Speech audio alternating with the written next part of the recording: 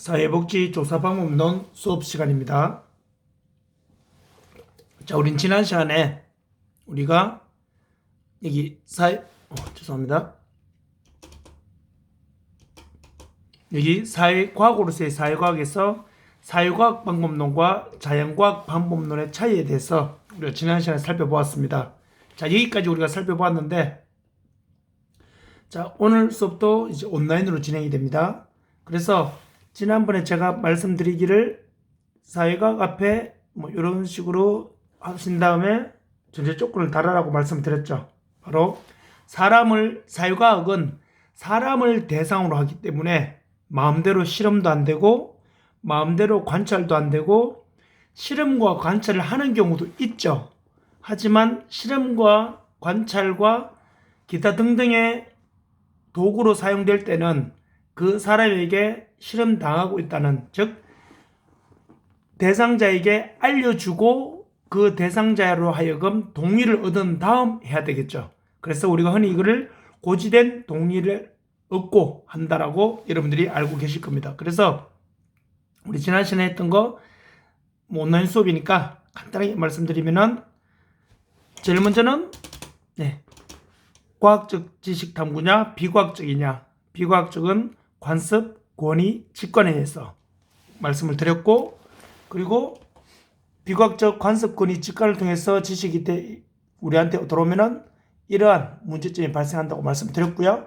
그리고 과학적 조사 방법의 특징은 이렇게 외우실 필요는 없고 읽으시고 이해만 되면 된다고 말씀을 드렸습니다. 그래서 과학적 조사 방법의 특징은 여기서 추론과 추상적이라는 것은 좀 잘 구분하라고 말씀을 드렸습니다. 그리고 연역법과 기납법. 연역법은 이미 일반적인 사실, 법칙, 즉 이론, 결과를 가지고 출발하는 거라고 말씀드렸고, 기납법은 반대로 개별적인 사실, 이것들로 인해서 마지막 이론에 도출한다라고 말씀을 드렸습니다. 그리고 연역법, 기납법에 대해서는 도표를 한 번 더 이해하시면 되겠고, 그리고 아까 전 말씀드렸던 이 사회과학과 자연과학의 차이점에서는 이 사회과학은 사람을 대상으로 한다는, 즉 인간을 대상으로 하기 때문에 이러한 한계점에 부딪힐 수밖에 없다는 그러한 내용을 여러분들이 이해하시면 된다라고 여기까지 말씀을 드렸고요. 자, 그럼 이제 보세요. 이처럼 사회과학에는 한계가 존재하는데, 한계가 존재하는 이유는 뭐 때문일까요? 그렇죠. 지금까지 말씀드렸던 사람을 대상으로 하기 때문입니다. 그래서 구체적인 한계는 뭐냐면은, 자, 이것도 쉬워요. 왜냐하면은 여러분들이 앞서 제가 말씀드린 것과 똑같습니다. 여기도 보면은 쭉 이 모든 내용들이 바로 뭐다? 사람을 대상으로 하기 때문에 이런 한계에 부딪힐 수밖에 없다라는 그런 어찌 보면 결론에 도달할 수 있는 거죠. 가장 대표적인 걸로 보시면은, 자, 연구 대상이 누구예요? 그렇죠. 연구 대상이 사람입니다. 사람이기 때문에 복잡하기도 하고 또 가변적이다, 우리가 이렇게 볼 수 있는 거죠. 그리고 사람을 대상으로 하기 때문에 그 연구 방법이 어떨까요? 그렇죠. 통제 조작이 어렵고, 그리고 완전할 수가 없죠. 왜요? 사람마다 다 다르기 때문입니다. 인식하는 것도 다르고 생각하는 것도 다르고 서로 판단하는 것도 다르기 때문에 모든 것을 이렇게 일반화시킬 수가 없다라고, 그렇게 우리가 한번 또 정의를 내려볼 수가 있을 겁니다. 그리고 사람을 대상으로 하기 때문에 이렇게 하면 무조건 저러한 결과가 도출될 것이다라는 그런 객관적 예측이 확실하다고 볼 수가 없죠. 왜요? 예를 들어서 수학적인 공식은 어떤 문제라도 그 공식에 대입해서 문제를 풀면 답이 나온다라는 객관적인 사실이 명확하게 드러납니다. 하지만 사람을 대상으로는 이렇게 적용하면은 저런 결과가 나온다라고 우리가 일반화시킬 수가 없죠. 앞서도 제가 간단하게 말씀드린 것처럼 뭐 예를 들어서 짐승에게는 본능적으로 행동하기 때문에 뭐 하루를 굶긴 다음 그에 맞는 음식을 주게 되면 누구나 본능적으로 잘 먹어요. 하지만 사람이라 하면 대부분 잘 먹겠죠. 배가 고프니까. 하지만 본인이 자기도 모르게 실험당했다고 생각을 한다면은, 그 사실 알게 되면은 화가 나서 기분이 나빠서 음식을 오히려 내팽개칠 수 있단 말이에요. 왜요? 사람은 본능적으로만 행동하는 존재가 아니기 때문이죠. 그렇기 때문에 사람에게는 모든 객관적 예측이 확실하다고 볼 수가 없죠. 그리고 보세요. 이건 뻔한 말이지. 이제 인간이 뭡니까? 연구 대상이기 때문에 과학적 분석이 어렵다. 이 말은 바로 뭐냐면요. 마음대로 과학적 실험을 할 수가 없다. 이렇게 보시면 돼요. 과학적 분석은 가능하죠. 하지만 마음대로 실험이 안 된다는 겁니다. 왜요? 인간의 윤리성의 문제에 부딪히기 때문입니다. 좀 더 크게 본다면은 바로 이 도덕적인 문제에 부딪히고 좀 더 넓게 본다면 인권 문제까지 우리가 부딪힐 수 있다. 이렇게 여러분들이 이해하시면 될 것 같습니다. 그래서 밑에 보시면 인간을 수단으로, 즉 인간을 실험 대상으로 할 때 결국 뭐예요?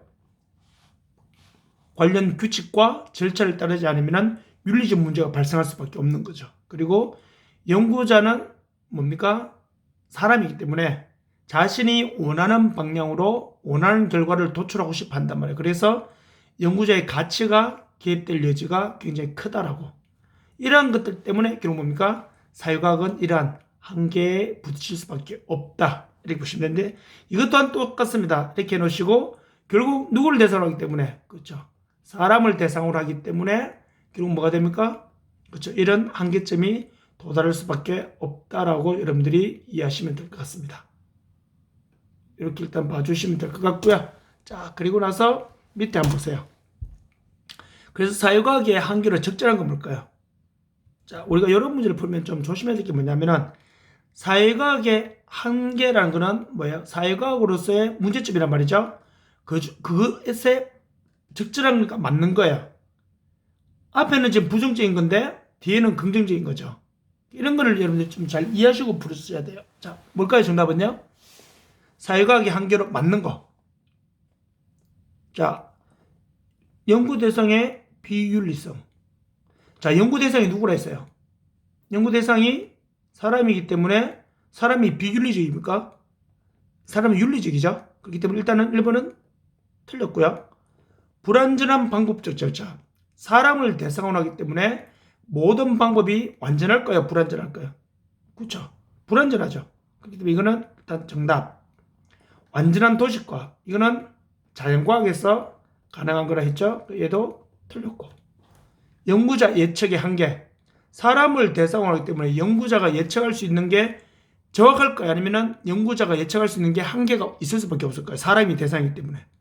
그렇죠. 사람이 대상을 연구자도 사람이지만 연구에 사용되는 대상도 사람이기 때문에 연구자가 그 사람을 대상으로 실험을 한다 하더라도 물론 고시된 동의를 통해서 합법적인 실험이 된다 하더라도 사람이 대상이기 때문에 연구자가 모든 것을 정확하게 예측할 수는 없다는 거죠. 그래서 얘도 정답이 되겠죠.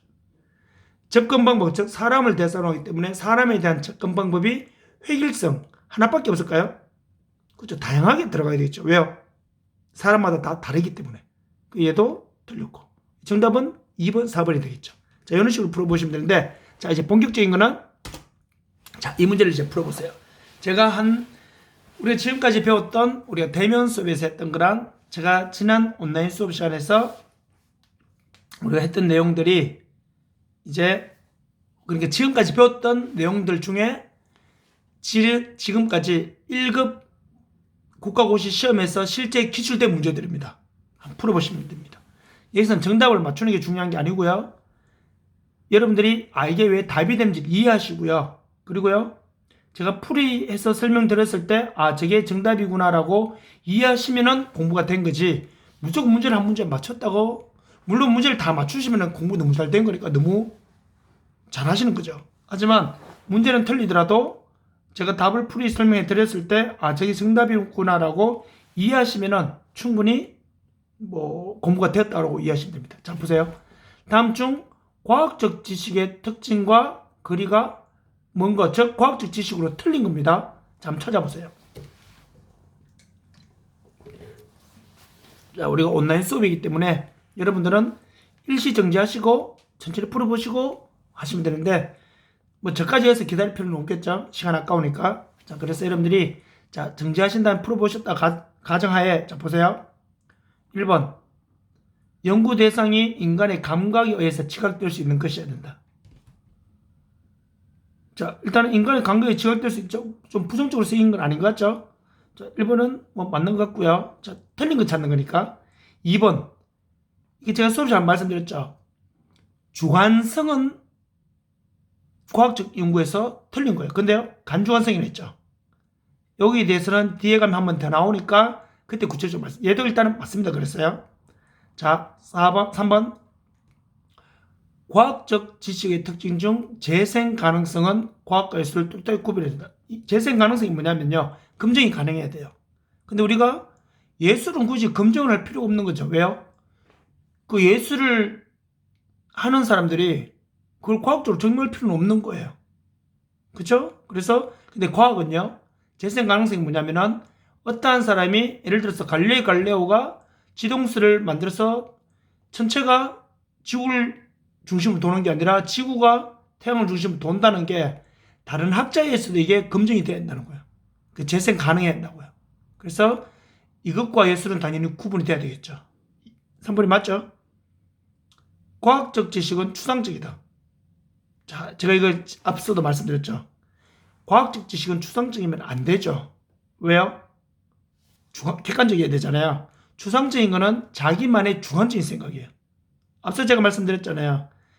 출구조사 결과 발표하기 전에 더불어민주당에서는 우리가 5, 6%로 이길 거다. 국민의힘에서는 우리가 10% 이상으로 이길 거다. 이거는 자신의 철저한 주관적인 판단에서 말한 건데 그렇게 하니까 다 맞아서 틀렸어. 완전 다 틀려버렸죠.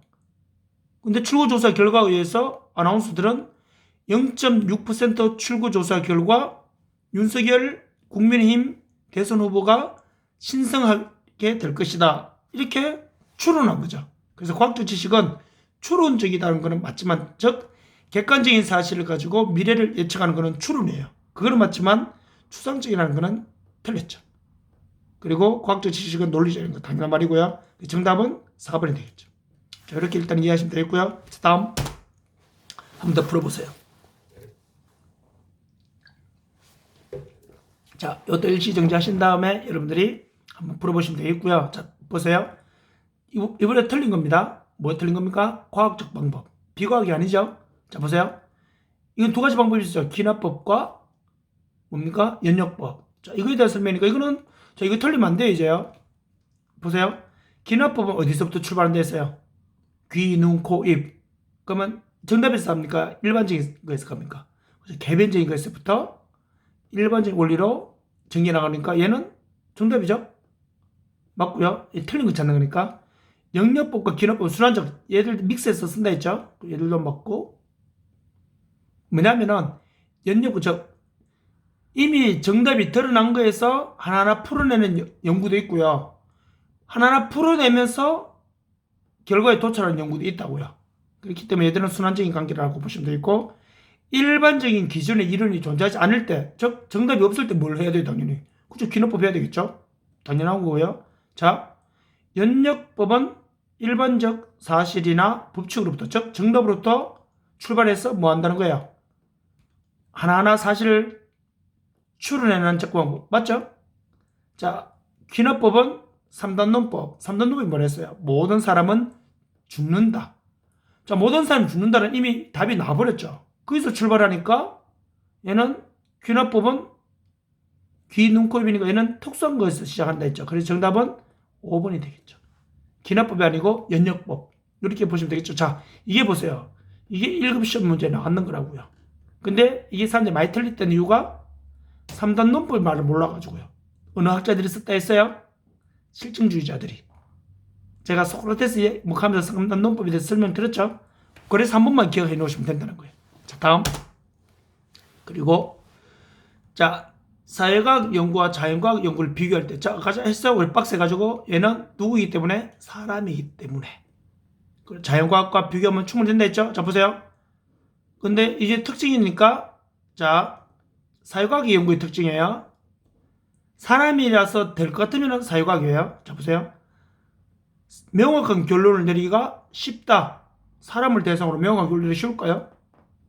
사회과학은 사람을 대상으로 한다 했으니까 명확한 결론 내리기가 어렵죠. 틀렸고, 사회문화적 특색 영향을 사람은 살면서 생활 환경에서 문화를 만들어내기 때문에 그 문화의 영향을 받아야 안 받아요? 받죠. 받지 않는다는 것은 틀린 말이죠. 이분도 틀렸고, 연구자의 가치관, 세계관 영향을 받는다. 연구는 사람이 하기 때문에 뭐예요? 연구자의 가치관, 세계관 영향을 받을 수밖에 없죠. 일단 3번은 애매한 거 놔둬보고요. 사람을 대상으로 겨냥하기가 쉬울까요? 어렵까요? 어렵죠. 그러니까 얘 틀렸고요. 측정 도구가 다양하다. 사람을 대상으로 하기 때문에 측정 도구가 하나밖에 없을까요? 아니죠. 다양하게 돼 있죠. 획일적인 방법을 쓰면 안 된다 했잖아요. 그래서 얘는 정답인데 3번도 정답일 수가 있어요. 그랬어요. 연구자의 가치관과 세계관에 영향을 받을 수밖에 없죠. 연구를 사람이 하기 때문에. 그래서 우리가 1급 지침서에 보면 답은 5번으로 되어 있는데 3번도 답이 될 수 있다라고 나와 있어요.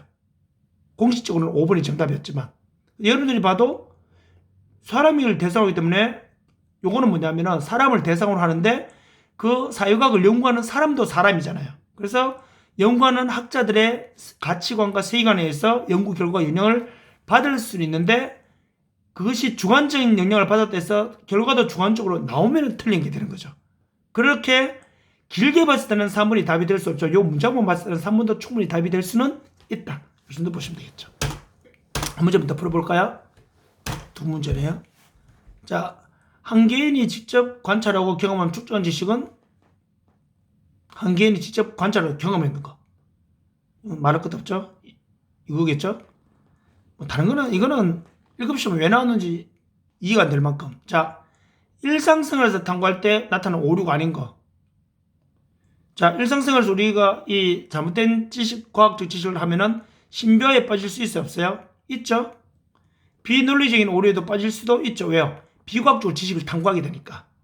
그래서 보시면은 2, 3, 4, 5는 비과학적인 지식을 탐구하다 보면 이러한 오류에 빠질 수 있다는 거예요. 누구나 일상생활에서 가능하다는 거예요. 근데 일단 정답은 1번입니다.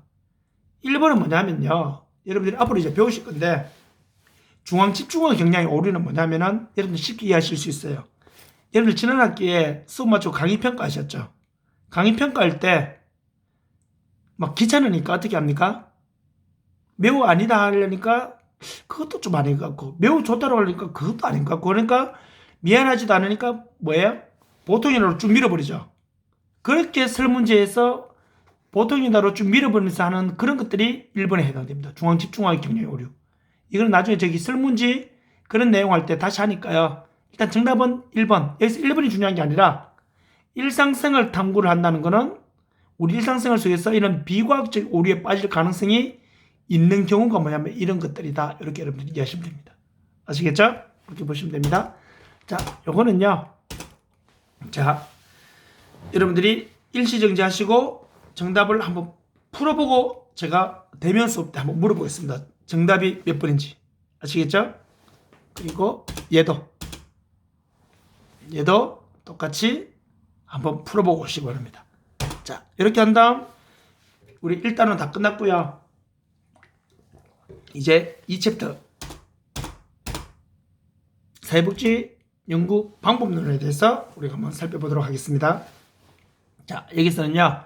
여러분들이 이제 조금 외우셔야 될 게 있어요. 뭐냐면은 보고 자, 다시요.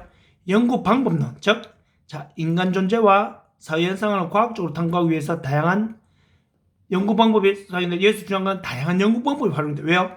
사람을 대상으로 하기 때문에 사람은 가치관이나 서로 추구하는 이 패러다임이 다 다양하기 때문에 한 가지 연구 방법으로만 해서는 한계에 부딪힐 수밖에 없어요. 그래서 이렇게 다양한 연구 방법이 활용될 수밖에 없다는 걸 일단 이해하시고 그래서 이들 연구 방법들을 이제 하는 것이 뭐냐면은 다양하게 이렇게 이루어진다는 거예요.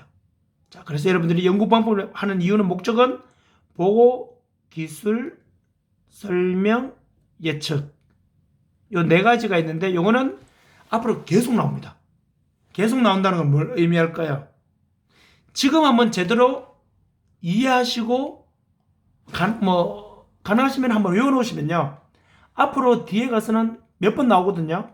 나올 때마다 이제 끄떡하고 지나가시면 돼요. 근데 지금 그냥 보고 가시면 뒤에 오면은 또 외워야 되고 또 나오면은 또 외워야 되고 그러면요 뒤에 나올 때는요 더 응용해서 나온단 말이에요. 그러면은 뒤에 가서는 그냥 끄떡하고 가면 안 된단 말이에요. 이거를 베이스로 뒤에 가서는 그걸 응용해서 외워야 되기 때문에 이걸 우리 선생님들이 한번 잘 외운다기보다는 그냥 개념적으로 한번 선생님들이 좀 이해하시고 가시면 훨씬 더 도움이 되실 것 같아요. 자, 보세요.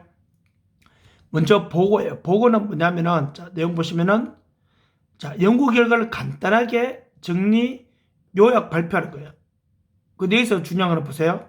결론을 내리지 않는다는 거예요. 있는 사실에 대해서만 그대로 알려주는 겁니다. 예를 들어서, 제가 뭐 학과정 교수님께, 뭐 예를 들어서, 3월 15일 온라인 수업에서는 사회복지 상담학과 A반, B반, 야간 C반까지 수업에 참여한 학생들이 각각 한 명도 결시 없이 저는 다 참석하였습니다. 이렇게 학과장님한테 말하는 게 이게 보고예요. 이 대신에 그대로 있는 걸 그대로 발표해요. 근데 여기서 밑에 보세요. 추론 결론. 그래서 이렇게 한 명도 결시 없이 수업에 다 참여했기 때문에 사회복지조사로는 수업은 한 명도 포기하지 않고 끝까지 갈 걸로 제가 생각해 볼 수 있습니다. 이거는 제 추론이죠. 결론이죠. 이거는 안 한다고요. 그러니까 그런 거는요. 아시겠죠? 그래서 보고는 있는 사실에 대해서 그대로 요약 발표하는 것. 그리고 기술 한번 보세요. 기술은 스킬이 아니에요. 여기서 기술은요. 스크립션. 자, 뭐냐면은 인간 행동이나 상황의 사건을 뭐 한다는 거예요. 서술하는 거예요. 있는 걸 그대로 써준다고요. 대신에 여기서는 왜 그렇게 됐는지에 대해 즉 인과관계에 대해서는 답을 안 한다고요. 있는 사실에 대해서 그냥 쭉 나열을 해준다고요. 그게 기술. 이해되시겠죠? 음정떡만 이해하시면 돼요. 그리고 뒤에 가서 여러분들이 제일 중요해 볼 게 뭐냐. 얘랑 얘를 잘 이해하시면 돼요. 보고 예측은 뭐 어차피 형식적으로 나오는 거니까 기술 설명 얘 둘은 설문지할 또 나오거든요. 그래서 기술은 뭐냐면요. 있는 그대로 그냥 사건을 그대로 보여주는 거. 왜 그렇게 된지에 대해서 인과관계에 대해서 말하지 않고요. 그런데 그 인과관계는 즉 뭐예요? 원인과 결과에 대해서 그걸 밝혀주는 게 그게 설명이에요. 설명. 즉 기술에서 하지 않았던 거를 설명해서 한 번 더 해주는 게 인과관계를 밝혀주는 것. 이게 설명이라고. 그래서 여러분들이 뒤에 가면은 설명적 조사가 있고 기술적 조사가 있어요. 기술적 조사는 있는 사실에 대해서 그대로 나열해주면서 인과관계를 안 밝혀줘요. 그 인과관계를 밝혀주는 게 설명적 조사예요. 그 뒤에 가면 또 나오니까 지금 여기서 여러분들이 보고, 기술, 설명, 예측을 한번 잘 기억하시고 넘어가시면은 크게 어렵지 않게 여러분들이 학습을 하실 수 있을 것 같아요. 자, 다음 보세요. 자, 연구방법론의 특징인데, 자, 이거는 뭐냐면요. 자, 연구방법론은 즉 과학적 방법을 할 때는요, 당연히 경험주의 방법을 주로 써요. 즉, 이게 바로 뭐냐면은 경험을 한다는 거는 실험을 한다는 거고, 관찰을 한다는 거고, 통계 데이터베이스를 통해서 객관적인 자료를 도출하는 거예요. 그렇기 때문에 당연히 연구 방법, 즉 과학적 조사 방법은 경험주의 방법을 쓸 수밖에 없는 거죠.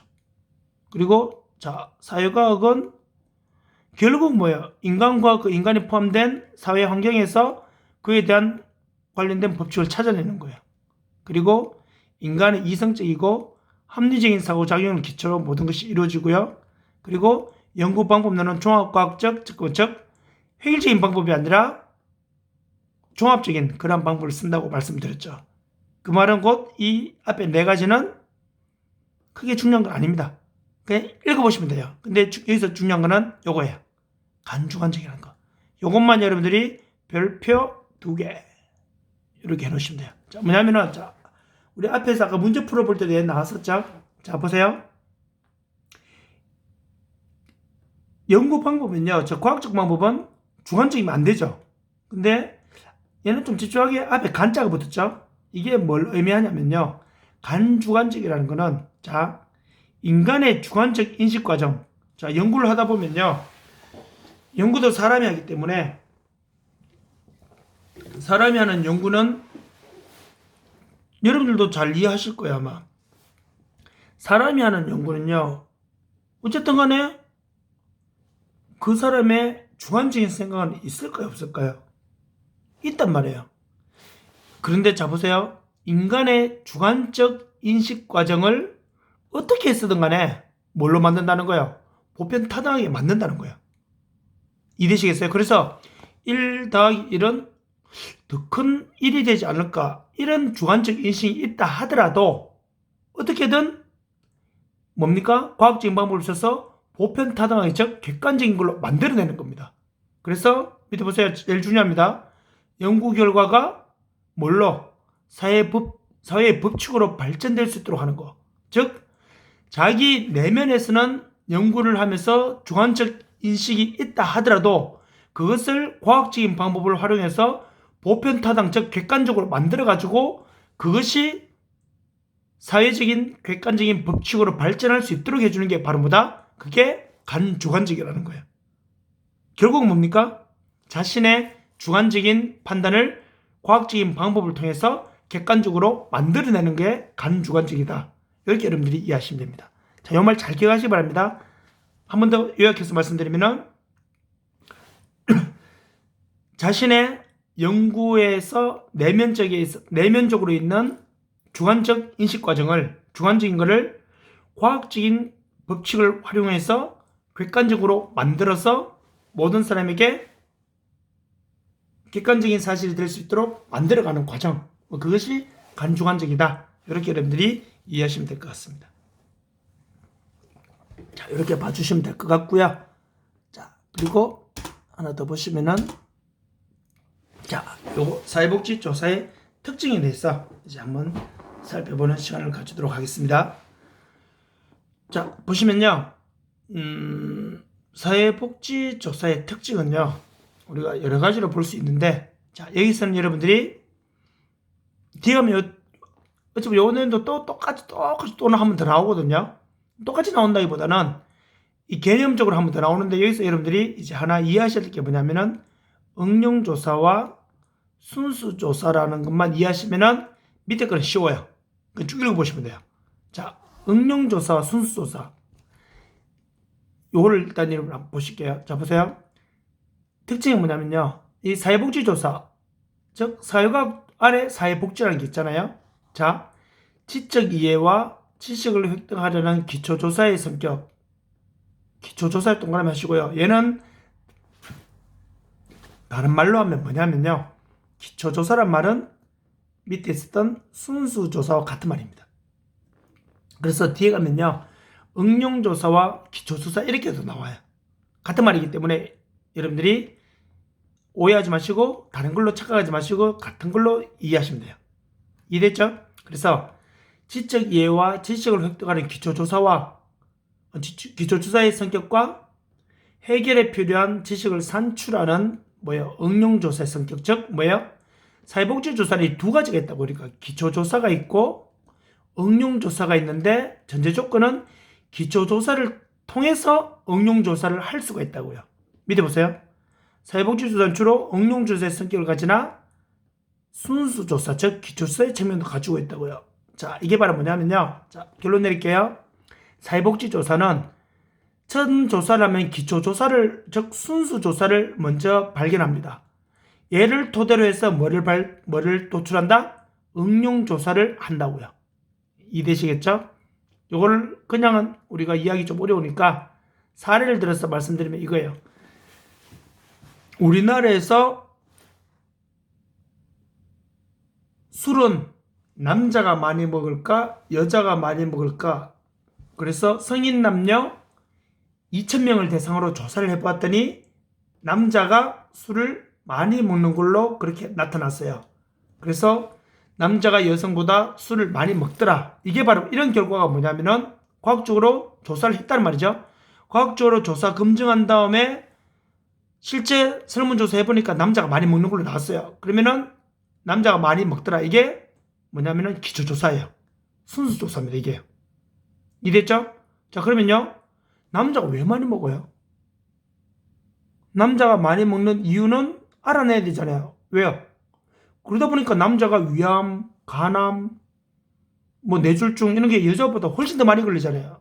다른 많이 뭐 신체적인 조건도 있겠지만 여성들보다 더 많이 먹게 된 술이 엄청난 영향을 많이 줬는 걸로 그런 논문이 나와 있거든요. 그래서 남자가 술을 더 많이 먹더라. 이러한 기초조사, 즉 순수조사 결과를 가지고 그걸 왜 남자가 더 많이 먹느냐? 알고 보니까 흔히 말하는 뭐 잘못된 회식 문화, 우리나라에서 하는, 그리고요 전통적으로 술에 대해서 남자한테 더 관대한 문화, 그리고 가부장적 사회 모습, 뭐 이런 것들 때문에 남자가 술을 더 많이 먹더라. 이러한 연구를 하는 건요, 이게 응용조사입니다. 이해되시겠죠? 그래서 기초조사, 순수조사는요, 그 조사를 통해서 그냥 드러난 내용, 그걸 통해서 왜 그런지 밝혀내는, 다시 말하면 기초조사를 뭐 하는 거야? 한 번 더 응용해서 한 번 더 다른 결과를 도출해내는 게 응용조사입니다. 이렇게 이해하시면 충분히 쉽게 이해되시겠죠? 그래서 사회복지조사는 응용조사와 순수조사의 두 가지를 가지고 있다고요. 그리고 순수조사는 다른 말로 기초조사라는 말도 같이 쓰고 있다는 거, 그것만 여러분들이 잘 이해하시면 될 것 같습니다. 그렇게 보시고요. 그리고 자, 두 번째 특징, 사회복지조사는요, 사회 개량적인 특징이 있어요. 이 말은 뭐냐면은 여러분들 잘 아시겠지만 사회복지조사 자체가, 즉 사회복지 학문 자체가 사회적으로 취약계층이 있거나 사회적으로 그래도 요즘 보편적인 사회복지로 이루어져 가고 있지만 그래도 사회적으로 어느 정도의 손길이 필요한 사람들 대상으로 많이 연구가 이루어지고 있죠. 그래서 그 이루어진 연구를 토대로 사회 문제를 조금이라도 해소하려는 그런 방향으로 나가는 학문이잖아요. 그러다 보니까 사회를 나은 쪽으로 자꾸 바꿔가는 그러한 특성이 있다라고 여러분들이 이해하시면 될 것 같습니다. 자, 계획적 특성이요. 자, 이거는 뭐냐면요, 당연히 사회복지 서비스는 인간을 대상으로 하기 때문에 서비스를 주먹구구식으로 하면 안 되고요. 서비스를 어떻게 할까요? 당연히 서비스를 체계적이고 계획적으로 제공해야 되겠죠. 근데 체계적이지 않고 계획적으로 제공하지 못하는 것이 전통사에서 어떻게 했었냐면은 자선, 무분별한 자선, 이런 것들이, 무분별한 자선은 그래서 오히려 사회 취약계층, 즉 클라이언트들로 하여금 복지의 병에 빠지게 되는, 빈곤에 덫에 걸리게 하는 그런, 어찌 보면은 잘못된 결과도 도출할 수 있는 거죠. 그렇기 때문에 사회복지를 철저한 조사를 통해서 이런 계획적인, 그래서 사회복지 조사는요, 서비스를 제공해서 클라이언트가 얼마만큼 변화되는지 이거를 조사하는 것도 사회복지 조사에 포함되지만 클라이언트에게 얼마나 과학적으로 체계적으로 잘 제공할 것인가를, 그러한 제공 방법도 연구하는 것이 사회복지 조사에도 있어요. 무조건 도와주는 것만이 사회복지 조사라 볼 수 없고요. 얼마나 과학적이고 체계적으로 서비스를 잘 전달할 것인지 그 방법을 연구하는 학문도 있다고요. 그리고 평가적 특성은요, 사회복지 서비스의 효과성과 효율성을 평가하기 위한 도구로 활용, 즉 사회복지 조사는요, 서비스가 끝나고 나서 이 서비스가 클라이언트에게 도움이 되는지 안 되는지,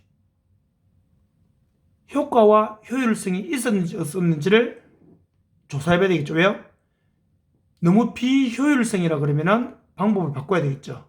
비효과라 그러면은 굳이 할 필요가 없죠. 그렇기 때문에 평가를 하기 위한 특성도 있고요. 뭐가? 사회복지 조사고요. 그리고 시험적 특성. 이거는요, 말 그대로 이 사회복지 나와있잖아요. 사회복지 프로그램이나 정책이 복지 욕구에 적합한, 즉 클라이언트에게 이것이 필요한 것인지 안 한 것인지 그것을 뭐예요? 테스트해 볼 수 있다고요. 그리고 무엇보다 과학적 특성. 이거는 여러분들이 사회복지 문제나 현상을 개념화하고 변수를 조작하는 과학적 방법을 활용한다.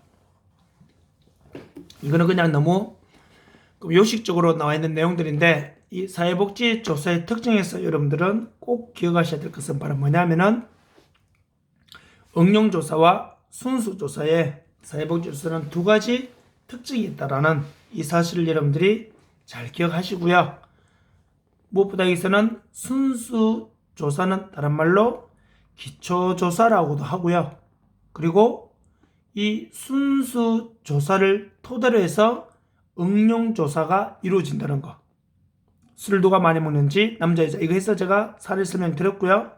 그리고 사회 개량적 특성은 뭐냐면은 사회복지를 추구하는 대부분의 활동들이 그 사회에서 어려움을 당하고 있는 그러한 사람들에 대한 케어 활동이 대부분이기 때문에 그 사회를 보다 나은 쪽으로 만들어가는 그런 개량적인 특성이 있다고 말씀을 드렸습니다.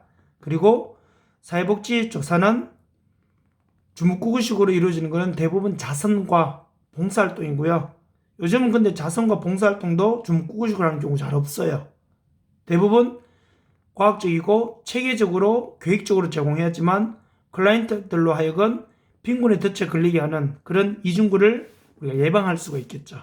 그러한 계획적 특성이 있다고 말씀드렸고, 평가, 제공된 사회복지 서비스 프로그램이나 서비스 방법이나 기타 등등이 어느 만큼 효율성과 효과성을 지니고 있는지 그거를 알아보는 연구도 있어야 되겠죠. 그러한 걸로 사회복지 조사가 또 이루어지기도 해요. 그래서 사회복지 조사는요, 우리 사회에서 어떠한 사람에게 어떠한 도움이 필요한가를 조사하는 것도 사회복지 조사이지만, 서비스를 받은 클라이언트가 어느 만큼 변화가 되었는지, 이 프로그램이 클라이언트에게 얼마만큼 효과가 있었는지를 그거를 조사하는 연구도 있다고요. 무조건 누군가를 도와주는 프로그램만 있는 게 아니라는 걸 여러분들이 잘 이해하셨으면 좋겠어요. 그리고 이 테스트하는 시험적 특성이 있다라고도 말씀을 드렸고요. 그리고 무엇보다도 이 과학적 특성 이런 것들도 여러분들이 있다라고 이해하시면 될 것 같습니다. 자, 그래서 오늘은요, 여러분들이 우리가 지금 보시는 문제를 한번 풀어봤었고, 그리고 보시면은 사회복지 연구방법론에서 연구법의 목적, 보고 기술 설명 예측, 여기서 기술과 설명에 대한 개념만 좀 알고 가시면 좋아요. 앞으로 계속 나오니까. 기술은 말 그대로 이 인과관계, 즉 대상과 원인과 결과에 대해서 그냥 기술만 하는 거야.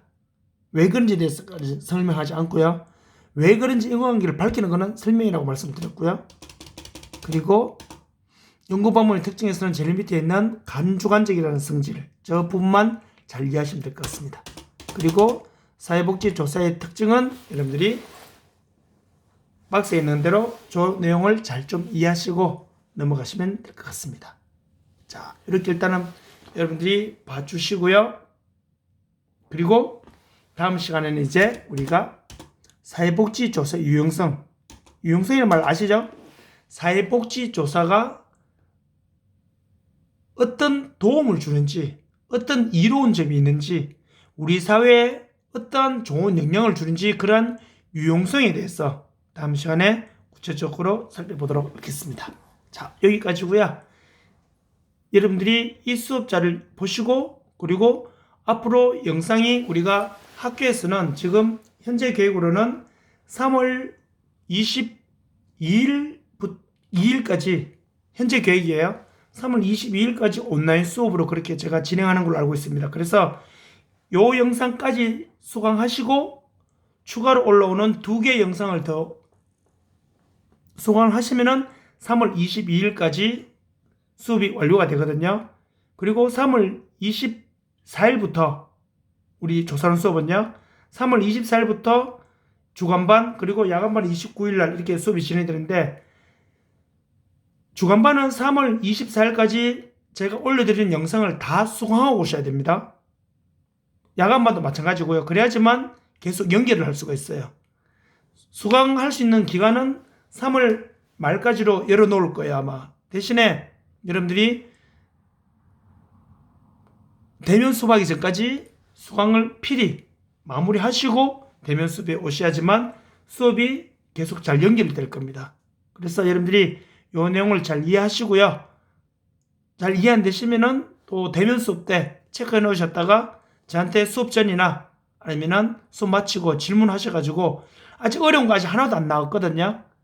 뒤에 어려운 거 나오기 전에 지금 계속 기초적인 베이스를 까는 작업이기 때문에 이해 안 되는 부분은 꼭 저한테 질문하셔가지고 이해하시고 그렇게 지나가셨으면 좋겠습니다. 자, 수고하셨고요. 다음 수업 시간에 뵙도록 하겠습니다. 수고하셨습니다.